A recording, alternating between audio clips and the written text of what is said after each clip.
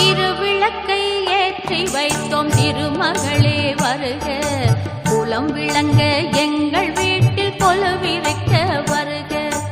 அலைமகளே வருக, ஐஸ்வர்யம் தருக, அலைமகளே வருக, ஐஸ்வர்யம் தருக.